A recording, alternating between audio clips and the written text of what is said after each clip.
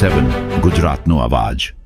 નમસ્કાર દર્શક મિત્રો, i7 ન્યૂઝ ગુજરાતીની સાથે હું છું આપની સાથે પાયલ બામભણિયા। તો જોઈએ આજના મહત્વના સમાચાર।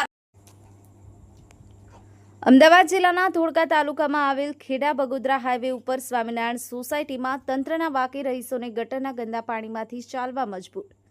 ધોળકા શહેરમાં વોર્ડ નંબર 8માં આવેલ સ્વામિનારાયણ સોસાયટીના મુખ્ય માર્ગ ઉપર છેલ્લા ઘણા સમયથી ગટરોના ઉભરાતા દૂષિત પાણી સ્થાનિક રહીશો ત્રાહિમામ પોકારી ઉઠ્યા છે।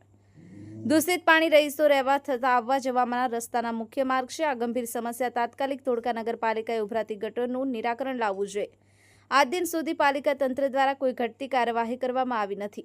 સ્થાનિક રહીશોના જણાવ્યા મુજબ ધોળકા નગરપાલિકાના કાઉન્સિલર તથા પ્રમુખને પણ અવારનવાર ઉભરાતી ગટરોના વિડીયો મોકલી આપેલ છે। તેમ છતાં પાલિકા તંત્રમાંથી ઉભરાતી ગટરોની સમસ્યા અંગે ભૂતકાળમાં કામગીરી હાથ ધરવામાં આવી હતી, પરંતુ થોડા દિવસ પછી પરિસ્થિતિ ઠેરની ઠેર જોવા મળે છે।